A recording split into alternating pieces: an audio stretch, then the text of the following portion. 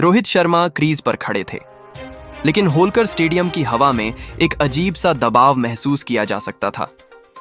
सामने score board पर New Zealand के 400 से ज्यादा रन चमक रहे थे और भारत के लिए यह मुकाबला आसान नहीं रहने वाला था। तीसरे वनडे मैच में पहले बल्लेबाजी करते हुए न्यूजीलैंड की टीम ने 428 रनों का विशाल लक्ष्य भारत के सामने रख दिया था, जिसने शुरुआत से ही मैच को हाई प्रेशर बना दिया। भारतीय पारी की शुरुआत उम्मीदों के मुताबिक नहीं रही। न शुभमन गिल का बल्ला चला, न विराट कोहली उस अंदाज में नजर आए जिसके लिए वह जाने जाते हैं। लगातार विकेट गिरते रहे और हर ओवर के साथ टीम इंडिया दबाव में जाती चली गई। स्टेडियम में बैठे दर्शकों की बेचैनी साफ दिखाई दे रही थी और ऐसा लगने लगा था कि क्या इतना बड़ा लक्ष्य वाकई हासिल हो पाएगा। लेकिन तभी रोहित शर्मा ने बता दिया कि उन्हें बड़े मैचों का खिलाड़ी क्यों कहा जाता है। सीरीज जीतने की जिम्मेदारी अपने कंधों पर लेते हुए रोहित डट गए और मैदान पर वो किया जिसने पूरे होलकर स्टेडियम को हिला दिया। उन्होंने सबसे तेज शतक जड़ते हुए न सिर्फ मैच में जान फूंक दी, बल्कि न्यूजीलैंड की गेंदबाजी को पूरी तरह बैकफुट पर धकेल दिया। हर शॉट के साथ दर्शकों के रोंगटे खड़े होते चले गए और हर कोई हैरान रह गया। रोहित के आउट होते ही एक बार फिर दबाव लौट आया। केएल राहुल क्रीज पर उतरे, अच्छी शुरुआत भी मिली, लेकिन वह उसे बड़ी पारी में नहीं बदल सके और जल्दी पवेलियन लौट गए। ऐसे समय में जब मैच हाथ से फिसलता हुआ लग रहा था, तब जिम्मेदारी संभाली श्रेयस अय्यर और रविंद्र जडेजा ने। दोनों ने मिलकर पारी को संभाला और मुकाबले को आखिरी ओवर तक खींच ले गए। अब हालात ये थे कि आखिरी ओवर में जीत के लिए 23 रन चाहिए थे और मैदान पर मौजूद हर शख्स की धड़कनें तेज हो चुकी थीं। फिर जो आखिरी गेंद पर हुआ वह किसी फिल्मी सीन से कम नहीं था। रविंद्र जडेजा ने ऐसा चमत्कार कर दिखाया कि स्टेडियम में मौजूद हर दर्शक हैरान रह गया। दोस्तों, भारत और न्यूजीलैंड के बीच खेले गए इस तीसरे वनडे मैच के पूरे हाइलाइट्स आखिरी ओवर तक हम आपको इसी वीडियो में दिखाने जा रहे हैं, इसलिए अंत तक हमारे साथ बने रहिएगा। लेकिन उससे पहले अगर आप भी रोहित शर्मा, श्रेयस अय्यर और रविंद्र जडेजा के फैन हैं तो वीडियो को जरूर लाइक कीजिए और कमेंट करके बताइए आपके हिसाब से रोहित शर्मा, अय्यर, जडेजा और विराट कोहली में से कौन सबसे महान बल्लेबाज है। तो चलिए अब बिना ज्यादा समय लेते हुए शुरू करते हैं इस ऐतिहासिक मुकाबले के पूरे हाइलाइट्स। दोस्तों, भारत और न्यूजीलैंड के बीच खेला गया तीसरा वनडे मुकाबला सिर्फ एक मैच नहीं था, बल्कि क्रिकेट के रोमांच, दबाव और जज्बे की एक यादगार कहानी बन गया। इंदौर के होलकर स्टेडियम में जैसे ही भारतीय कप्तान शुभमन गिल ने टॉस जीता, उन्होंने बिना देर किए पहले गेंदबाजी करने का फैसला लिया। सामने थी न्यूजीलैंड की मजबूत बल्लेबाजी लाइनअप, जिसमें Devon conv, will young, Daryl Mitchell और ग्लेन फिलिप्स जैसे भरोसेमंद नाम शामिल थे।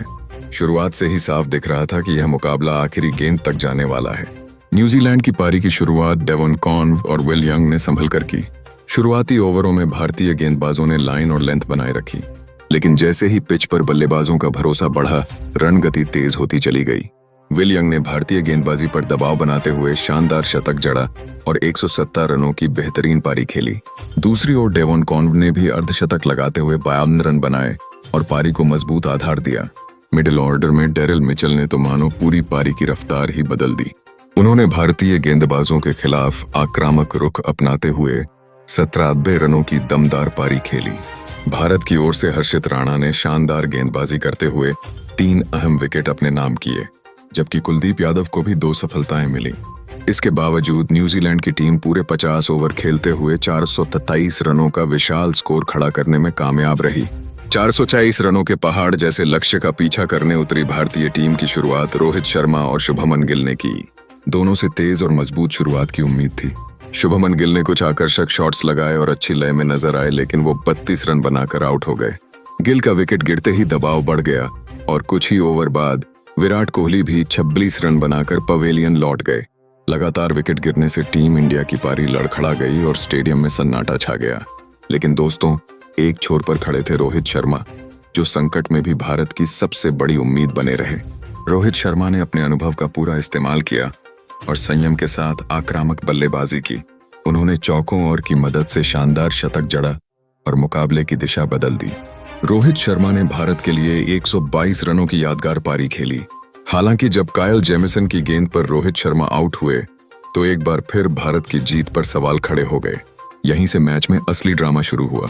मैदान पर आए श्रेयस अय्यर और रविंद्र जडेजा, दोनों ने हालात को समझते हुए जिम्मेदारी के साथ बल्लेबाजी की।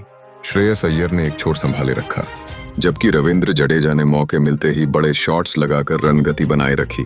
दोनों के बीच साझेदारी बढ़ती गई और भारत धीरे धीरे लक्ष्य के करीब पहुंचता चला गया। अब मुकाबला पहुंच चुका था आखिरी ओवर में। न्यूजीलैंड के खिलाफ भारत को अंतिम 6 गेंदों में 23 रन चाहिए थे।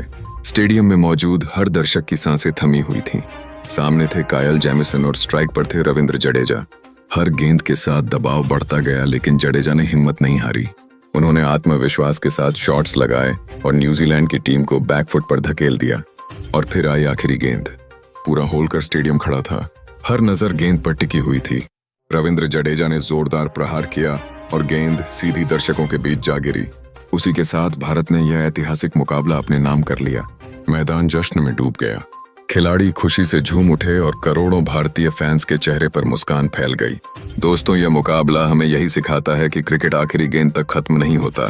भारत और न्यूजीलैंड के बीच खेला गया यह तीसरा डे मैच हमेशा याद रखा जाएगा, क्योंकि इसमें संघर्ष था, भरोसा था और अंत में जीत भारत के जज्बे की हुई।